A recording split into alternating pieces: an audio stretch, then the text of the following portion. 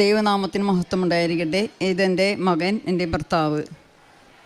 ഞാനിവിടെ ഭർത്താവിൻ്റെ രോഗസൗഖ്യത്തിൻ്റെ കാര്യമാണ് ആദ്യം പറയുന്നത്. 2020 കിഡ്നിയിൽ സ്റ്റോൺ ഉണ്ടായിരുന്നു. അത് നാവിൽ തൈലം, മാതാവിൻ്റെ ഉടമ്പടി തൈലം പുരട്ടുകയും പ്രാർത്ഥിക്കുകയും ചെയ്തുകൊണ്ടിരുന്നു. ഒരു 2 വർഷകാലം അങ്ങനെ അങ്ങോട്ട് പോകുന്നു. വേറെ ബുദ്ധിമുട്ടൊന്നും കാണിച്ചില്ല. ഒരു 8 mm ആയിരുന്നു അതിൻ്റെ നീളം. ഹോസ്പിറ്റലിൽ കൊണ്ടേ കാണിച്ച് അപ്പോൾ ഒരു ഓപ്പറേഷൻ ചെയ്യണ കാര്യം പറഞ്ഞെങ്കിലും അതിനായിട്ട് മുതിർന്നില്ല. മാതാവിൻ്റെ പ്രത്യക്ഷീകരണ പ്രാർത്ഥന ചെല്ലുകയും ഉടമ്പടി തൈലം വിശ്വാസ പ്രമാണം ചൊല്ലി പുരട്ടുകയും സ്ഥിരമായിട്ട് ചെയ്തിരുന്നു. ഒരു ദിവസം രാത്രി 10 മണിയായപ്പോഴത്തേക്കും വേദന വന്നിട്ട് ഭക്ഷണം കഴിക്കാനും പറ്റുന്നില്ല, യൂറിൻ പോകണില്ല, മൂത്ര തടസ്സം കാരണം മൂത്രം പോകാതെ വയറ് വീർത്ത്. അങ്ങനെ പെട്ടെന്ന് രാത്രി അടുത്തുള്ള ഹോസ്പിറ്റലിൽ കൊണ്ടുപോയെങ്കിലും അവിടെ അവരെടുത്തില്ല. നേരെ ലിസി ഹോസ്പിറ്റലായിട്ടാണ് കൊണ്ടുപോയി അവിടെ എത്തി. അപ്പം തന്നെ അവർ യൂറിൻ്റെ എടുക്കുക എന്തെങ്കിലും ചെയ്യണമെന്ന് പറഞ്ഞിട്ട് ബോർഡയിലോട്ട് കിടത്തിയായിരുന്നു. അപ്പോൾ ഇവിടെ നിന്ന് പ്രാർത്ഥിച്ച് മാതാവിൻ്റെ ഉടമ്പടി കാശുരൂപമായിട്ടാണ് കൊടുത്തു വിട്ടിച്ചത്. അടുത്തുനിന്ന് ബോർഡയിൽ കിടന്ന് ആ സമയം ആ ബ്ലാഡർ പൊട്ടി, യൂറിൻ ഒന്നും ചെയ്യാതെ തന്നെ, ഡോക്ടറും സിസ്റ്റേഴ്സ് ഒന്നും ചെയ്യാതെ തന്നെ മുണ്ടെല്ലാം നനഞ്ഞു പോകത്തക്ക രീതിയിൽ മൂത്രം തന്നെത്താൻ തന്നെ പൊട്ടിപ്പോയി. അപ്പോൾ അവർക്ക് തന്നെ അതിശയമായിരുന്നു. ഇനിയൊന്നും ചെയ്യേണ്ടില്ല മോനെ, കുഴപ്പമൊന്നും ഇല്ലയെന്ന് പറഞ്ഞ് അവരോടൊന്ന് പറഞ്ഞേക്കണം എന്നത് ഏറ്റവും വലിയൊരു അത്ഭുതമായിരുന്നു. അതിനുശേഷം ഇപ്പോൾ വരെ യാതൊരുവിധ 2 വർഷമായത് കഴിഞ്ഞിട്ട് തന്നെ ഇപ്പോൾ യാതൊരുവിധ ബുദ്ധിമുട്ടുകളും കാണിച്ചിട്ടില്ല, മൂത്ര തടസ്സമോ ഒന്നും ഉണ്ടായിട്ടില്ല. അതുകൂടാതെ രണ്ടാമത് 2022 ഒരു മൂക്കിൽ ഹസ്ബൻഡിന് തന്നെ മൂക്കിൽ ദശവളർച്ച ഉണ്ടായി. മൂക്കടപ്പാണ് തുടങ്ങിയത്. അത് നേരെ ENT 2-3 ഹോസ്പിറ്റലിൽ കൊണ്ടേ കാണിച്ച് എല്ലാവരും ഓപ്പറേഷൻ ചെയ്യണ കാര്യം പറഞ്ഞിട്ട് ഹോമിയോ മെഡിസിൻ സ്റ്റാർട്ട് ചെയ്യാമെന്ന് ഓർത്ത് അതും ചെയ്തില്ല.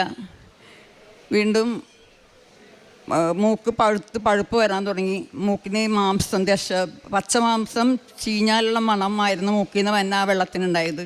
നമുക്ക് തന്നെ തോന്നിയത് എങ്ങനെയാണ് സഹിച്ച് നടക്കണമെന്ന്. ആകെ മാതാവിൻ്റെ ഉടമ്പടി ഉപ്പ് 2 നേരവും ഒരു തുള്ളി വെള്ളത്തിലിട്ട് തിളപ്പിച്ച് ആവി കൊള്ളിക്കുമായിരുന്നു. ഉടമ്പടി തൈലം മൂക്കിൻ്റെ ഉള്ളിൽ പെരട്ടുമായിരുന്നു. ചെറുവിരൽ നെറ്റിക്ക് കുരിച്ചിട്ട് വിശ്വാസപ്രമാണം ചെല്ലും. ചെറുവിരലിൽ അയാളുടെ കൈകൊണ്ട് തന്നെ 2 മൂക്കിലും പെരട്ടിക്കുമായിരുന്നു.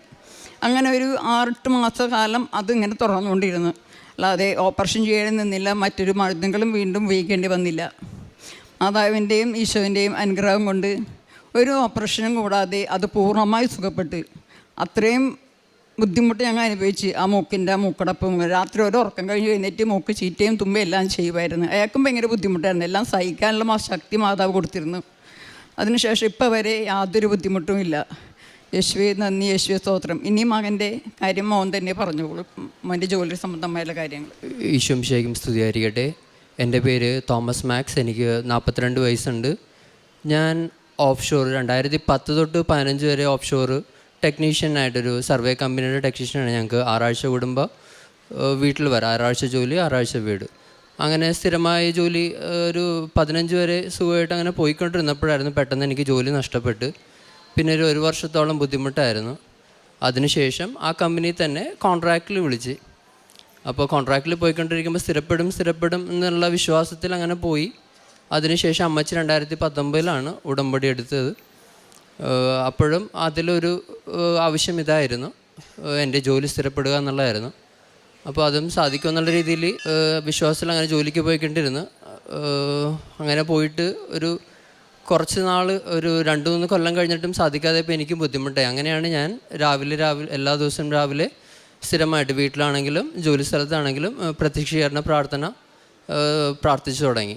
അത് തുടങ്ങി കൃത്യമായിട്ട് എത്ര നാളെടുത്ത് എന്ന് ഞാൻ ഓർക്കില്ല. ഈ കഴിഞ്ഞ 2024 ഫെബ്രുവരിയിൽ എന്നെ കമ്പനി അറിയിച്ച് സ്ഥിരപ്പെടുത്താൻ അതിൻ്റെ ലിസ്റ്റിൽ പേര് വന്ന് ഫെബ്രുവരിയിൽ എടുക്കും എന്നും പറഞ്ഞ്. അപ്പോൾ ഓൾറെഡി ഞാൻ കോൺട്രാക്റ്റിംഗ് കമ്പനിയായിട്ട് ആ ട്രിപ്പിൻ്റെ 6 ആഴ്ചത്തെ കോൺട്രാക്റ്റ് ഓൾറെഡി ഞാൻ സൈൻ ചെയ്തിട്ടുണ്ടായി. അപ്പോൾ കമ്പനിക്ക് അത് കഴിഞ്ഞതിന് ശേഷമേ നിന്നെ എടുക്കാൻ പറ്റത്തുള്ളൂ എന്നുള്ള പിന്നീട് അറിയിച്ച്. അപ്പോൾ അത് ഫെബ്രുവരിയിൽ പോയി, മാർച്ച് അവസാനം വീട്ടിൽ വന്ന് ഏപ്രിലിൽ കയറാം എന്നുള്ള രീതിയിലായിരുന്നു ഞാനും പോയത്.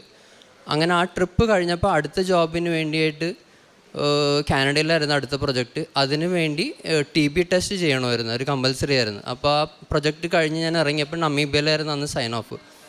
അവിടെ നിന്ന് ഇറങ്ങി സാമ്പിൾ കൊടുത്ത്, ബ്ലഡ് സാമ്പിൾ എടുത്ത് TBയുടെ കോണ്ടഫ്രം ടെസ്റ്റ് ചെയ്യാൻ വേണ്ടി സാമ്പിൾ കൊടുത്ത് ഞാൻ വീട്ടിൽ എത്തിയപ്പോൾ ഏപ്രിലിൽ എത്തി 3-4 ഒരാഴ്ചക്കുള്ളിലായിട്ട് കമ്പനിയിൽ നിന്ന് ഹെൽത്ത് ആൻഡ് സേഫ്റ്റി ഡിപ്പാർട്ട്മെൻറ്റിൽ നിന്ന് മെയിൽ വന്ന് TB പോസിറ്റീവാണ്. അപ്പോൾ അതിൻ്റെ ഫെർദർ ട്രീറ്റ്മെൻറ്റ് ചെയ്യണം, ഡോക്ടറിനെ കാണണമെന്ന് പറഞ്ഞു. അങ്ങനെ ഞാൻ മെഡിക്കൽ ടെസ്റ്റ് ചെന്നിട്ട് മെഡിക്കൽ ടെസ്റ്റിൽ നിന്ന് പിന്നെ എന്നെ അമൃതയിലേക്ക് വിട്ട്. TB അമ്മച്ചി പറഞ്ഞ് ഞാൻ അറിഞ്ഞ് എനിക്ക് കുഞ്ഞിൽ 5 വയസ്സുള്ളപ്പോൾ ആ ഒരു സമയത്തൊരു TB വന്നിട്ടുണ്ടായിരുന്നു. അപ്പോൾ അങ്ങനെ അമൃതയിൽ പോയി കാര്യം പറഞ്ഞ് അവിടെയും 2 ടെസ്റ്റും, കോണ്ടഫ്രോൺ ടെസ്റ്റ് ബ്ലഡും പിന്നെ മാൻതോക്സ് എന്നും പറഞ്ഞ് കബോർഡ് ടെസ്റ്റ് ചെയ്യണം. ആ 2 ടെസ്റ്റും ചെയ്ത് 2ലും പോസിറ്റീവാണ്. പിന്നെ ചെസ്റ്റിൻ്റെ CT സ്കാൻ ചെയ്ത് അപ്പോൾ അതിലും റൈറ്റ് സൈഡിലെ ചെസ്റ്റിൽ ഒരു ടെക്നിക്കൽ ടേം ഉണ്ട്, അതുപോലെ കാണിക്കുന്നുണ്ട്. അതുകൊണ്ട് ബ്രോങ്കോസ്കോപ്പി ചെയ്യണം. അതൊക്കെ അപ്പോൾ സമയം എല്ലാ ടെസ്റ്റും ചെയ്ത് റിസൾട്ട് വരുമ്പോൾ ഞങ്ങൾ വായു പിടിച്ച് നിൽക്കുകയായിരുന്നു. അപ്പോൾ കമ്പനി അപ്പോൾ എന്നെ എംപ്ലോയി ആയിട്ട് എടുക്കാമെന്നും പറഞ്ഞിട്ടുണ്ട്.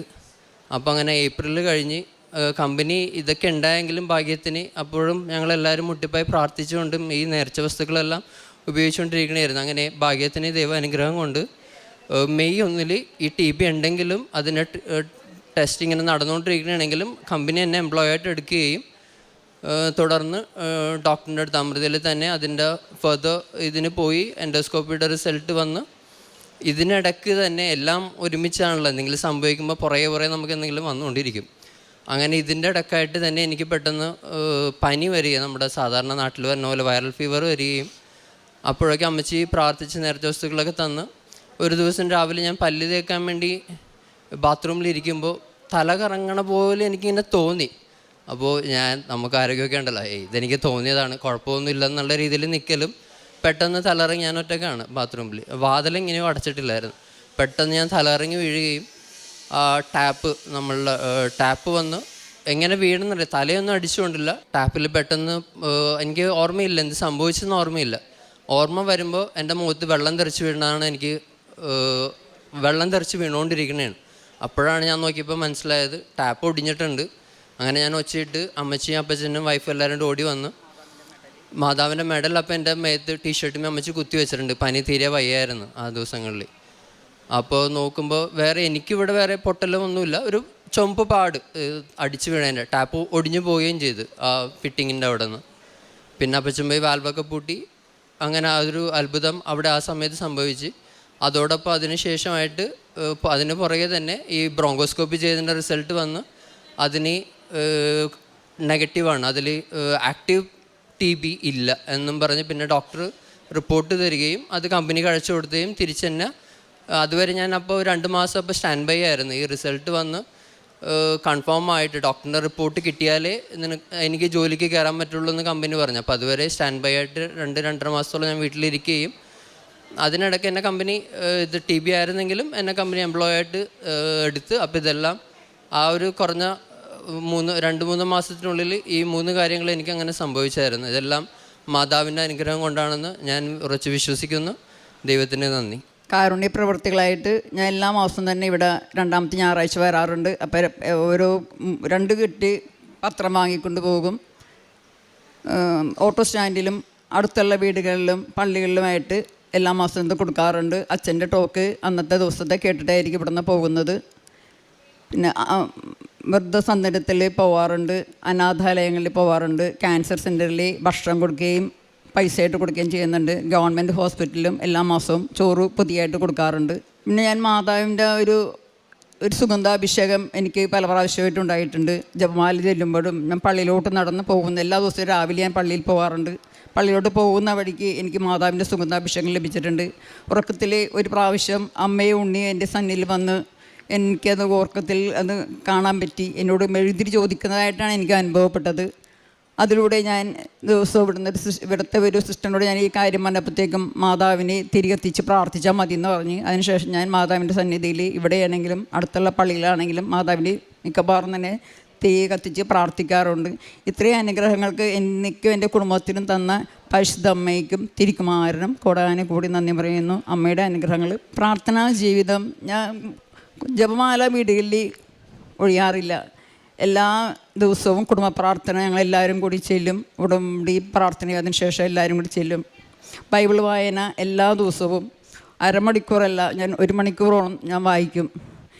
പുതിയ നിയമം കംപ്ലീറ്റ് തീർന്ന് പഴയ നിയമം 2 അധ്യായം കൂടിയുള്ളൂ. ബാക്കിയെല്ലാം തന്നെ ഞാൻ വായിച്ച് തീർക്കാറുണ്ട്. പിന്നെ എനിക്ക് ഇഷ്ടമുള്ള ചില അധ്യായങ്ങൾ ഞാൻ നിരന്തരം എല്ലാ ദിവസവും തന്നെ വായിക്കും. മാതാവിൻ്റെ സ്തോത്രഗീതം എല്ലാ ദിവസവും രാവിലെ എണീറ്റ് വായിക്കും. ജപമാല എല്ലാ ദിവസവും തന്നെ ഉച്ചയ്ക്കും വെളുപ്പിനുമൊക്കെ ആയിട്ട് ഒരു ദിവസം 8-10 ജപമാല ഞാൻ ചെല്ലാറുണ്ട്. ഇതെല്ലാം ഈ ഉടമ്പടിക്ക് ശേഷം, ഉടമ്പടി എടുത്തതിന് ശേഷമാണ് ഇത്രയെല്ലാം പ്രാർത്ഥനയും ഇതും എനിക്കും എൻ്റെ കുടുംബത്തിനും കിട്ടിയത്. എൻ്റെ ഭർത്താവ് തന്നെ എല്ലാവരും തന്നെ ബൈബിൾ വായിക്കാറുണ്ട്, പ്രദക്ഷിണ പ്രാർത്ഥന ചെല്ലാറുണ്ട്. പരിശുദ്ധമേക്കും തിരുക്കുമാരനും കോടാനുകൂടി നന്ദി അർപ്പിക്കുന്നു. ഇനിയും പ്രാർത്ഥനാ ജീവിതത്തിലൂടെ പോകണമെന്നാണ് എൻ്റെ ആഗ്രഹം. വേറെ കാര്യങ്ങളൊന്നും സഹിച്ചില്ലെങ്കിലും ഉടമ്പടി ജീവിതത്തിൽ നിലനിൽക്കാനായിട്ട് വളരെയധികം ആഗ്രഹിക്കുന്നുണ്ട്. പരിശുദ്ധമേക്കും തിരുക്കുമാരനും കോടാനുകൂടി നന്ദി പറഞ്ഞു.